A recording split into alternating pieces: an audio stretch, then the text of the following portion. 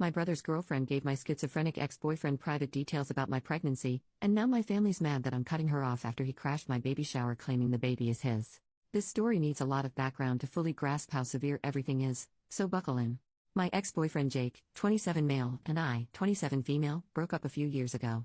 We had been together for over 5 years and were thinking about marriage and buying a house together. In the last year of our relationship, everything fell apart. Long story short, he had a sudden psychotic episode and was placed in a mental health ward, mental health facility attached to a hospital, for his safety. Following this, his entire personality changed and he developed delusions, hallucinations and paranoia which never went away. A large part of his paranoia revolved around me controlling people around him and thinking I was trying to make him look crazy. He also constantly accused me of cheating on him and told me many times that he hated me. He was let out of the hospital after some time and I took responsibility for him. This change in him was heartbreaking. He was eventually diagnosed with schizophrenia. I did everything I could to be there for him. I went to all of his mental health appointments and stayed up at night to make sure he didn't leave the house alone. He was prone to wandering out at night when experiencing psychosis. Things became too much for me to handle. He became angry and his paranoia about me made it impossible to help him. He didn't trust me to be close to him, but at the same time he didn't want me to leave his sight as he was convinced I was cheating. When he seemed to be doing a little better mentally, I broke up with him. I waited until I felt he would be okay on his own and helped organize for him to move back in with his parents. I was filled with guilt for that decision, but it was the right choice for me. I was struggling. For months I received no love and was used as an emotional punching bag. I did my best. He wasn't the same person anymore and his resentment for me was intense. Obviously this isn't the full breakdown of his mental health issues, as a lot of the things he went through are very personal. I never blamed him for what happened, but I needed to be happy and did what I needed to do. It was a messy breakup, but it went better than expected. We kept talking for a little while as friends. I think the entire time we kept contact he assumed we would get back together at some point. I continued helping him when I could. When I started a new relationship with my current partner Sam, 30 male, Jake had a really bad psychotic episode and threatened both of us. He accused me of cheating on him with Sam before we broke up, which makes no sense as I met Sam a while after we had broken up, and sent both of us intense messages. I managed to contact Jake's family, who got him the help he needed. Following this, I cut all contact with Jake. It was obvious that we couldn't maintain a friendship anymore. The only slight connection I have to Jake is my brother's girlfriend Jess, 29 female. Her and Jake have been friends for years and have maintained their friendship. She knows the entire background to our relationship and never chose sides. I would say I am close with her. We have always been friendly. It always made me happy to know that Jake still had a good friend to confide in. Shift forward to March 2022. I got pregnant with Sam's baby in January and was 3 months pregnant. I had just told my family and close friends about the pregnancy. I told everyone to keep it quiet as I didn't feel ready to publicly announce it. I was incredibly emotional, nauseous and in no state to deal with any potential fallout at that point. Less than 24 hours passed after telling my side of the family and I received a phone call from Jake. He had found out I was pregnant and left a voicemail saying he would be filing for custody of the baby. Obviously he was in a psychotic episode, so I ignored his calls and let his family know that he had reached out to me. By this point it had been over a year since we had even spoken. He has no idea where I live or work, so I'm not worried about him showing up physically to confront me. I knew the only way he could have found out would have been through Jess. I called and confronted her about it and she admitted to it.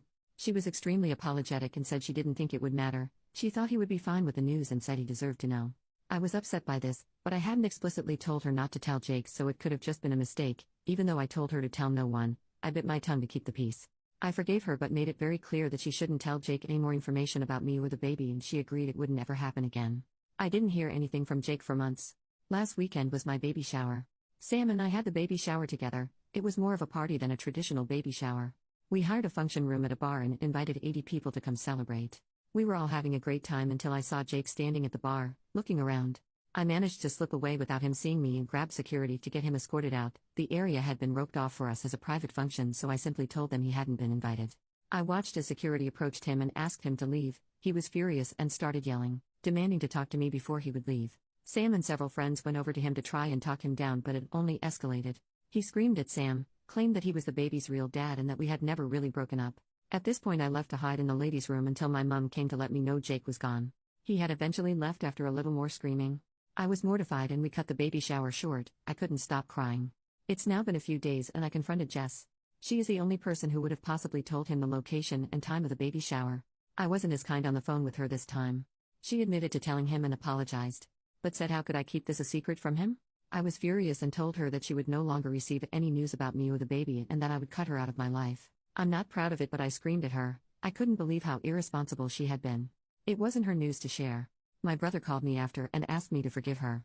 He knew she was wrong, but he didn't think he should also be punished for what she had done. He knew that by cutting her out, I also wouldn't be telling him any news about the baby. In part, he thought I should blame Jake for his reaction and not Jess, that she hadn't known he would show up. The damage was already done and I should let it go. But I honestly don't blame Jake for what happened. He is mentally ill and needs help. It's not his fault, and I know he will regret all of this when he comes back to a more clear headspace. I told his family what had happened and they told me he was readmitted to the mental health ward. He had threatened to harm himself if he wasn't allowed to see my baby. Regardless of whether I think he is at fault, I definitely don't feel safe with Jake now. I have a child to think about, and him thinking it is somehow his is pretty scary. I haven't budged with Jess or my brother. My family all think I should forgive her so my brother can meet his niece or nephew. We don't know the gender. But I just can't trust her. She already broke my trust once and I'm furious. I could have been hurt if Jake had confronted me at the shower. So many things could have gone wrong. I don't know what to do. I'm heartbroken that my brother may not get to meet this baby for a while. But I'm scared that she could tell Jake information about the baby that could put us in danger. My parents and other family members have all agreed not to tell Jess or my brother any information about the baby upon threat of also being cut out. I just don't know how long I can feasibly cut them out before I crack. Sam is obviously on my side with all of this. If it wasn't for him, I would be in a much worse state. Any advice would be appreciated. I'm finding it hard to stick to my guns on this and worry that news will leak to Jess from other family members. My parents were particularly hesitant to promise not to tell my brother when the baby is born. Update: after I made that post, I was overwhelmed by the response from everyone. Thank you for all of the amazing advice I received. It definitely put everything into perspective for me and made me take things more seriously. Decided I should post an update as I received a lot of messages asking what had happened. I received a lot of comments doubting the motives of Jess, and unfortunately you guys were right. So, I had my baby earlier than anticipated. I'm happy to announce that Sam and I now have a beautiful son. He is currently 10 weeks old and was born at 38 weeks. We are absolutely smitten with him and couldn't be happier. Not long after I made my original post, Sam and I moved into a new house. We had been living in a one-bedroom apartment and decided we needed more space for our growing family. Part of our decision on our house was that it was further away from my brother and Jess. Our apartment had only been a 5-minute drive from them, and I felt uncomfortable knowing that Jake could potentially be visiting and we could run into him while walking the dog. I also didn't trust that Jess hadn't told him where we lived. Our new house is now a 45-minute drive away from them, and I feel much safer. We didn't tell them the location of our new home. We had been living in our new house for about a month with no issues. I heard from Jake's family that he was on an extended mental health hold at the hospital as his psychotic episode was not subsidizing and he refused to take his medication. I also warned them about his relationship with Jess and they seemed to take it seriously. They would keep an eye on them and told the hospital that she was not to be allowed visitation with him. My family stopped pestering me to forgive Jess. My mom had a heart-to-heart with me and finally understood why I had to cut my brother out. I didn't hear anything from my brother. Apparently my mom had stepped up and had a conversation with him about the severity of what Jess had done. It broke my heart to push my brother away as we had been so close. But after reading all of your comments, I knew that I had to be responsible and keep my baby safe. Unfortunately, things didn't stay so calm. After a few months, I received a call from Jake. He had finally been released from the hospital and was embarrassed about his behavior at the baby shower. He told me he knew that the baby wasn't his. He cried and asked to speak with Sam. He wanted to personally apologize to him. Sam didn't want to talk to him. I told him I forgave him. I knew it wasn't his fault and that we should move on. I was also very firm with him and told him that under no circumstances would I let him be around me or my baby. If he tried to contact us, I wouldn't hesitate to call the police. He accepted that and our conversation ended. About 2 weeks later, Jake showed up at Sam's workplace, demanding to speak with him. They had a short conversation where Jake broke down in tears and begged to be forgiven. From what Sam told me, he didn't seem to be stable. In his apology, he said, "I'm so sorry for confronting you in public like that. I should have spoken to you privately. Clearly you didn't know the baby isn't yours and you were humiliated in front of your friends." Paraphrasing here. Sam didn't want to provoke him, so he said he accepted his apology and asked him to leave. Sam then called me to let me know what had happened. I was shattered. Obviously Jess had told him where Sam worked. I called Jake's family to let them know what had happened. They told me the next day he hadn't come home and were extremely worried. He wasn't meant to be driving as his license had been suspended. He had been caught speeding several times, but he had taken his mom's car without her permission. A few days later he was found by police in a building that was under construction, completely out of it and confused. He had driven 20 hours away from our town. He was taken to the local hospital and placed in their mental health ward. His family flew up to retrieve him. To this day I still haven't heard any updates on Jake. I assume he is still in a mental health facility. His family always updates me when he is released. After all of that, my brother called me and asked if he could meet up with me for lunch one day. He sounded upset on the phone, so I agreed. We met at a McDonald's. Then he told me all the crazy stuff that had happened with Jess. Apparently when Jake got out of the hospital, following the baby shower incident, he had shown up at their house to see Jess. My brother was really worried because he could tell that Jake was in a manic episode. He kept an eye on Jake while he visited and noticed that he was being extremely touchy-feely with Jess, who started to seem flirty with him as well. It made him really uncomfortable, so he made an excuse about him and Jess needing to go to a friend's house. When Jake left, him and Jess had a massive fight. He confronted Jess about the flirty behavior and she was extremely defensive. She flat out denied that she had been flirting or that Jake had been touching her at all. My brother decided to drop it. Not long after, we later realized this happened on the same day that he had gone to Sam's workplace. Jake showed up at their house again, but this time Jess was at work. My brother works from home. Jake told him that he was in love with Jess, confessed that they had been sleeping together, and showed him a bunch of text messages between the two of them to prove that he wasn't making this up. My brother asked him to leave. When Jess got home, he confronted her. At first she tried to deny it but eventually confessed. She begged my brother to forgive her. She had realized after his outburst at the baby shower that she didn't love him. My brother was furious and told her to stay with her parents for a while. Ever since then he hasn't heard from her. It's been months now and it looks like things are over between the two of them. My brother feels terrible about what Jess did to me. Although I want to let him back into my life fully, I still don't trust that he won't eventually get back together with Jess. The two of them haven't officially broken up, and until that day comes I won't be sharing my address or photos of our son with him. So far my brother has met our son once at my parents' house. I still don't know why Jess decided to tell Jake about my pregnancy. But I'm so glad she isn't in our lives anymore. I haven't heard anything from her or Jake since. I'm constantly worried he could show up again.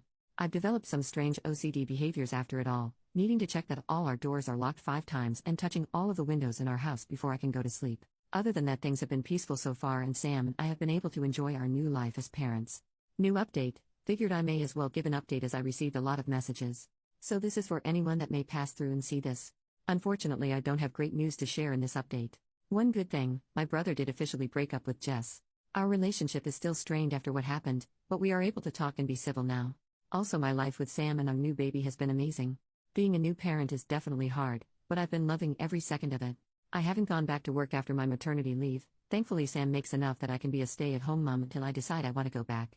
So on to the news with Jake. I didn't hear anything from him or his family for a while. I heard not long after making my last post that he was on a longer-term mental health hold and then had radio silence.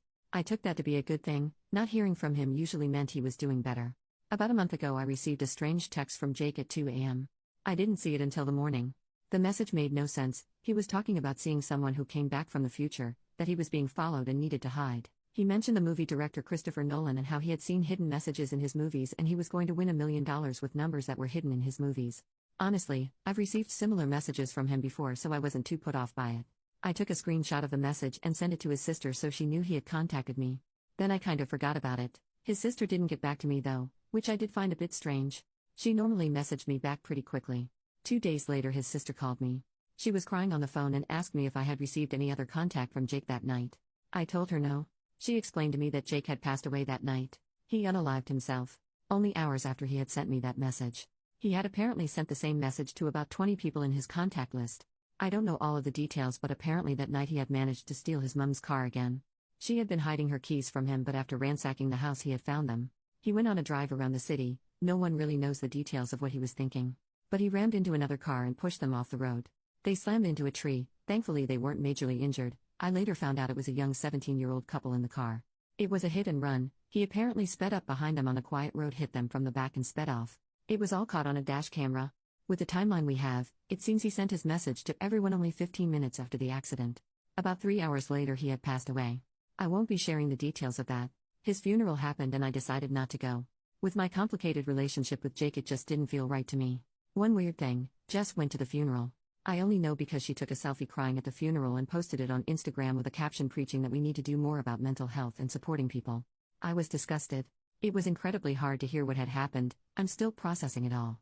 I feel guilty to admit this, but I also feel a sense of relief that my family doesn't need to be worried anymore. I do miss him though. I think I already grieved him when he changed in our relationship. It's hard to know he is physically gone. I can't even imagine what his family must be feeling. It's difficult for everyone involved. I'm so sad that it came to this. Obviously we all hoped he would make a recovery, that one day his psychosis and mania would just disappear completely. He was a good person, just a person that was impacted by mental health problems. I wish there had been a better outcome to all of this.